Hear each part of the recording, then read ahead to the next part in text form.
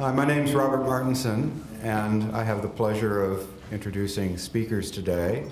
And before I do that, I want to welcome you here to the Academy. I work with Kniff Dixon Foundation. I'm a physician. And what the foundation is dedicated to, it's a small foundation. Our mission is straightforward and simple. It's to educate and inspire physicians in the art of medicine for patients near the end of life.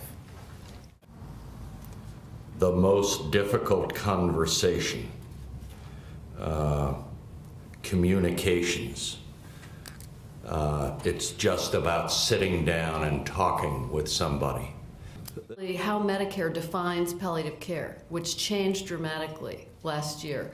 I think most of you probably shared in the long-standing assumption that palliative care was end-of-life care, that it's the same as hospice, that it is restricted to the dying.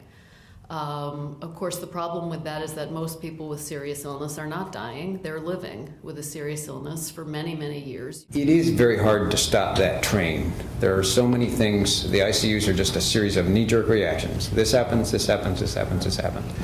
And in small hospitals, and certainly the one I'm associated with, we're still fortunate to have primary care docs involved. And I think one of the strategies that is effective is making sure that primary care doc is involved at that time and can represent the opposite point of view. Because if they're just the ICU, cardiothoracics and everybody else there, there's no option. You just do it because that's everybody's frightened and somebody's really sick, and you do A, B, and C, and D, and it's all reimbursed. What I've noticed in the last decade or so is, we often talk about the dehumanization of American medicine. But we don't really talk about its effects on doctors, on faculty, on students, on residents. We think of the patient. For a long time we've said, well, the patient is a whole person. Well, what about the doctor? Is the doctor a whole person? I am a lawyer, but my message has nothing to do with lawsuits or criticism, but rather to urge cooperation between lawyers and doctors. Lawyers and doctors shouldn't, in my view, fear or avoid each other.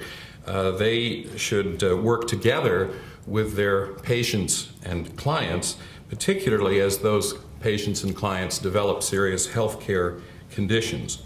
And from a patient's point of view, those times are times when, and their families, are particularly vulnerable. And it seems to me that's not when they need to have their most trusted advisors in conflict, but rather they should be as cooperative as possible and be on the same page. This afternoon I want to talk just a little bit about just the historical background for this idea in surgery. This is not a new idea in surgery, but there remain significant barriers to its incorporation in surgical practice.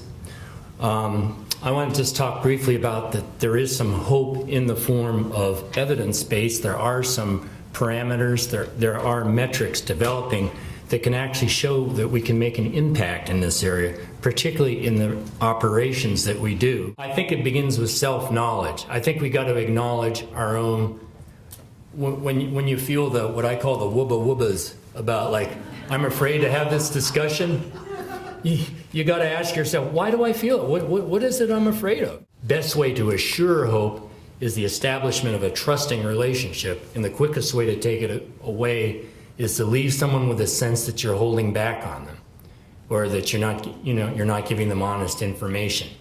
Quality of life outcomes do matter, and in some cases can trump issues related to survival. Because traditionally these conferences have always been focused on presence of complications and survival or death only. It's a privilege for Robert and I and anybody associated with the Kniff Dixon Foundation to work on this topic.